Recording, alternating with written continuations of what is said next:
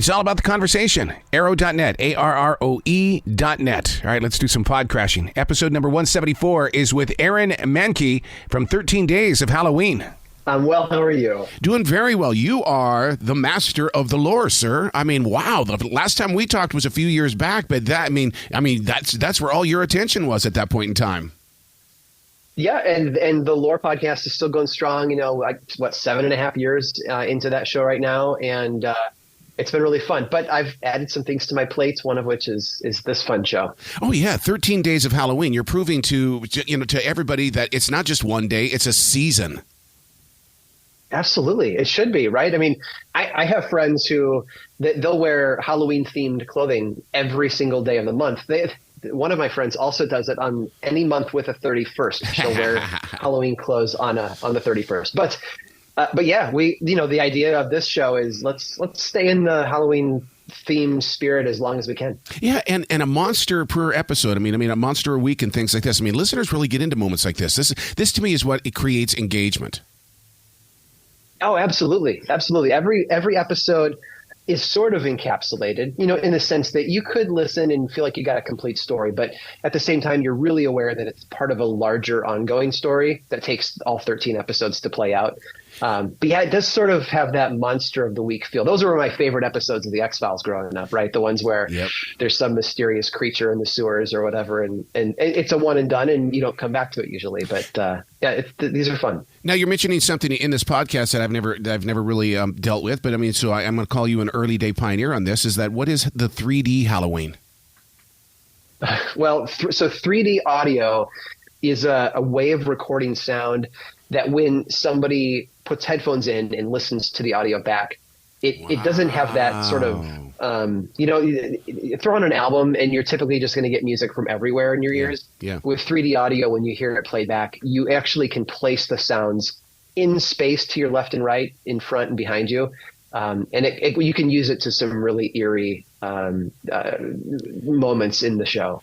That's very interesting because I mean that's one of the things that I like to do when I was the image director for iHeart, and that was the to play with those speakers to so that somebody hears something in the back of the car. It was placed there on purpose. Absolutely. I mean this takes that left-right slide and takes it to a three-dimensional level. Obviously, that's why they call it 3D audio. But you've got to see the microphones that they record these things on. Try a Google search sometime for 3D audio microphones, and the one that we use looks like a human ear. Like it's this big rubbery plastic ear. And I remember watching on the first season we did of this, Keegan-Michael Key was our caretaker. If the character has a name, he was, moving you around through this giant haunted manor house. And he, on the Zoom call, because this was, in the midst of COVID, would lean over this microphone and whisper things at it. And then he would change his angle and come at it from a different direction. And all those direction changes translate into the audio that gets recorded, so you hear him moving around you when he's talking. It's unbelievable. For this podcast, 13 Days of Halloween, let's talk about the time, because I mean it takes time to write it. It takes time to get the actors ready and things like that. So in the process of creating it, how long did it take? Many months. I think that so Alex Williams is one of our producers. He brought the story to me and our other producer on the show, Matt Frederick, and the three of us kind of sat over Alex's Google Doc full of images that gave you a comp for the look and feel of the show, even though it's an audio program, descriptions of different places, and we started hammering out. Alex wanted this journey of this boy named Max and his dog. No offense, the dog is named Arrow, and you're going to have to deal with that. But we didn't plan it for you, I promise. Oh, but, come on now. Come on, Aaron. Yeah. I will say it's spelled slightly differently, so maybe that gets us off the hook. But yeah, and then, you have to hammer out the flow, figure out what are those 13 stops along the way, and then bring in people to write scripts for each of those 13 episodes. A lot of the time an episode it's a wrapper, it's Max and his dog and Bezalel, and who we could talk about later. They're sort of like around the main content of the episode. Max is meeting somebody and they have a conversation, and that conversation is sometimes monologue like, or sometimes multiple cast members, and that's the meat of the episode. That's what gives it that monster of the week feel in a lot of ways.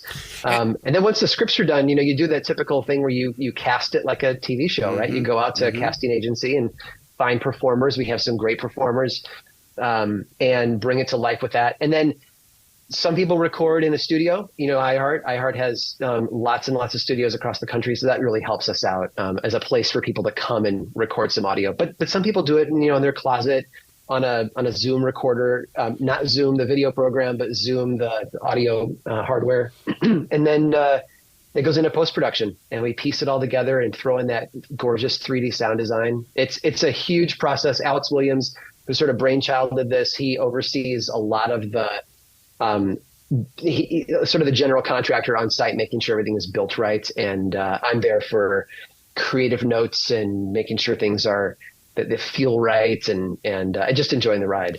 And it takes place 1930s Depression, and it's an era in Americana that it's like wow. I mean, it would take us back there, let us feel it, let us live it, and all that kind of stuff. Plus, you got to remember, back in those days, that was also the days of when they were doing theater with real instruments and stuff like that, and people were picking it up on the radio. Absolutely. Yeah. And I learned about this recently. We featured it on another podcast of mine called Cabinet of Curiosities. I don't know when this episode drops, but they used to do these things in theaters called spook nights. I don't know if you've ever heard of these, but like before an actual movie would play, and a lot of the time it was, silent films. Before that, they would have performers come on stage and do magic tricks and things that I think to our modern eyes, we would say, I see right through that trick. But back then it was new and fresh and frightening. And they would do things like have actors in costumes run around the audiences and scare people. And so the theater really was that place where people went to get freaked out. And so we're Depression era for this story. We've kind of gone Dust Bowl, so head out Midwest, and you just get that feeling that everything is sort of dry and crunchy and dusty, and it's the end of the summer season. And then of course they have this thing called Devil's Night, which was the way that they viewed Halloween at that point. And it was a night of chaos and just destruction and madness. Now, who did you envision Max to be when you were putting all this together? I mean, because as writers and stuff like that in creative minds, we always have this vision. Who is he? What was he? How old is he? Where does he travel? Who is his friends? You know what I'm talking about? Yeah, I mean, Max, he's a 12-year-old kid, but he's got this really great mature vision in his life. It's Great Depression era, so a lot of families are losing their homes, and his family has learned that the bank is going to take the house back, and he's doing that 12-year-old kid with a lot of responsibility on his shoulders sort of thing, where he's saying, I'm going to go out and I'm going to work and see if I can earn some money that will contribute to my family staying in the house. And so, when episode 1 opens up, he's working on an orchard. He's picking apples for a crusty old farmer who's paying a pittance, but he's saving that money up. He's going there every day after school so that he can save up money. And that's sort of the kid that we envision him to be. Like he's not out on Devil's Night because he's out to cause trouble. He's trapped out because he was out trying to do something good, but now he's got to get back through all this darkness to home. Yeah, one of the things that I find fascinating with this, because I'm a stickler when it comes to how long a podcast should be and stuff like that. And I mean, you are really short and to the point with this, and I love that, because most cities and most places where people are, it's a 10 or a 20-minute town, and so if you're doing a 2-hour podcast, it's like they're not going to make it to the end. Yeah, absolutely. I do think that sometimes when people sit down to make a podcast, no matter what the format is, whether it's a talk show like this or it's a product review or fiction or like Laura's narrative history, when they make those, they sometimes think, well, it's going to be as long as it needs to be. But I don't think that that's true. I think that you need to think about your listener. Yep. And like you said, that 20 to 30 minute commute, whether you're on the train or in the car, like that's a really sweet spot. The promo for it. I mean, listen. I think the listeners, when they go to iHeart, should start at the promo and listen to it, because it totally sets you up for what they're about to experience. So instead of just jumping into episode number 1, they got to go to the promo, and really, to me, it's like reading the back of a book. And I'm okay. This book has my attention. Okay, now I'm going to read it. Mm-hmm. Absolutely. Yeah, I think the trailer or the promo for it does a really good job of kind of bringing in all the different voices you're going to hear and ramping up the tension, and it lets you get introduced to the main cast members that we have. Yeah, and that's where I found out about Keegan-Michael, is that that he was going to be a part of it. And I'm going, oh my God! I mean, Aaron isn't messing around with this one. Well, no, and this has been a great way for us to kind of flex our muscles as a production company. Keegan-Michael Key was the star of season 1. Season 2, we had Kathy Najimy from Hocus Pocus, both 1 and 2, along with another great actress, Bethany Ann Lind. And then this season, our main sort of, if you want to think of like well-known star, is Clancy Brown. So if you've seen Shawshank Redemption and the prison guard, Captain Hadley, then you know who Clancy Brown is. Big, imposing, that booming voice.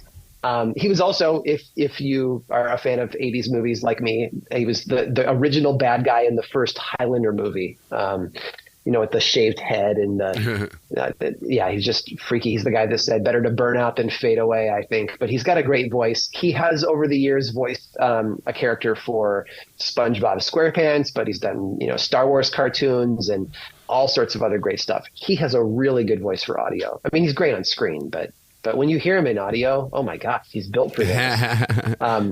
And then Max, who we've talked about a lot. Max is a 12-year-old boy, so he is played by a young guy named Carter Rockwood.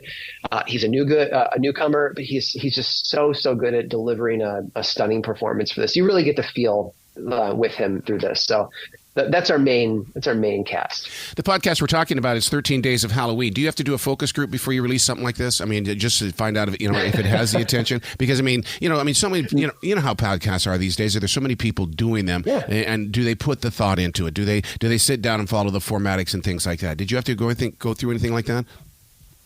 No, one of the reasons, and this is going to sound super egotistical, and you'll have to forgive me, but I think that one of the reasons iHeart works with me is that I'm sort of like a one-man focus group. Yep. So, Yep. If I like it and I think it's got legs, like that's enough, and we run with it. And Alex brought the idea to me and said, Dust Bowl era, Devil's Night. We do a Google search for like Depression era Halloween costumes, and that's enough right there to scare you. Building a whole show around that idea is just really fun. Wow. And what's really interesting about this, you talk about the Dust Bowl and everything like that, but with the way that history has been playing itself out even today, 1930s, that wasn't too far from that first pandemic, dude. I mean, the mindset of people even then, it's like, they had to have had a PTSD from that pandemic. Yeah, no, we came out of a massive, world war. We went right into an influenza outbreak that killed millions and millions of people around the world. And then an economic downturn would be, putting it lightly. It was a rough generation. It really was. So what, if you would not have discovered, podcasting with lore and all that kind of stuff, what would you be doing? Well, when I kicked off Lore 7.5 years ago, I was a graphic designer. I was writing as a hobby in my spare time, but I was designing logos and stuff. I actually had designed some podcast cover art. Yeah. That had been my foray into the industry. But I don't know. I would like to think I would be writing at this point, probably not, in podcasting, but it all worked out. Yeah, because it's one of the things. You and I have both been in the podcasting industry where people thought, "Oh, is that your hobby?" And it's really grown into something now that it's more than a hobby. It's a production. It is something that is reaching people, and you continue to grow with it, dude. Oh, I think that it's really easy to hear a podcast where people talk to each other and say anyone can do that, and that's why I think most podcasts are just a couple of people talking. Mm-hmm. When you listen to a show like 13 Days of Halloween, I hope it's clear how much work goes into it and how difficult it is to make something like this. And it just all the sounds going on, all the different stuff. And then when you learn about the scripting process, the casting, it really is like building a TV show without the visual element. Yeah. Oh, yeah. Because I was that kid that would sit there at 11 o'clock at night and listen to Radio Mystery Theater. So when I hear things like this, you're taking me back, dude. Yeah, absolutely. And I think that's great. People they're spending less and less time looking at a screen because they're commuting or they're out exercising or whatever it is. I'm constantly listening to audiobooks. So I think that this is the next place for podcasting. It's been here for years. There's always been audio fiction podcasts, but I make a ton of them. We've got Bridgewater season 2 coming out in January. Bridgewater season 1 won iHeart's Best Fiction Podcast award, and then I've got 2 others that are in kind of the scripting casting phase, and we're talking like full, 12 episodes, full cast. Bridgewater stars Misha Collins from Supernatural.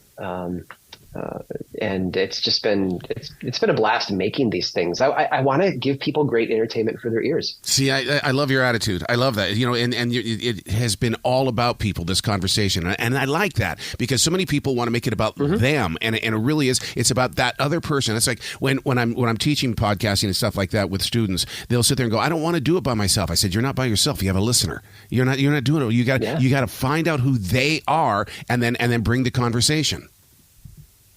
Absolutely. And keeping the listener as this kind of spectral thing in your mind, like it goes everywhere with me. So not just when I'm writing, like when I'm writing, I'm reading the words out loud as I type them, thinking about talking to somebody across the table from me.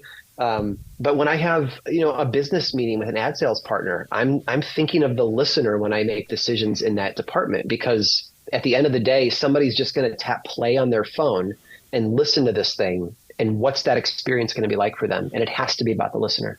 Wow. I love your attitude. Well, the first time I talked with you, we were doing the show from a bowling alley. The second time, we're sitting here in a beautiful state park overlooking the gorgeous colors of Carolina, dude. It's modern day technology. There you go. Yeah, I love it. I love it. Aaron, you got to come back to this show anytime in the future. And I'm going to say that the reason why you named your dog Arrow is because of me, because of our conversation a few years ago, and you were inspired by that. So take the credit, man. I'm taking it all the way, man. I'm gonna say that Aaron guy, man. We're tight.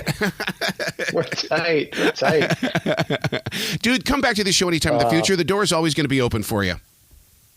I'd love to. Thanks so much. I appreciate it. Will you be brilliant today, okay? I will. You as well. You bet. Thank you, sir.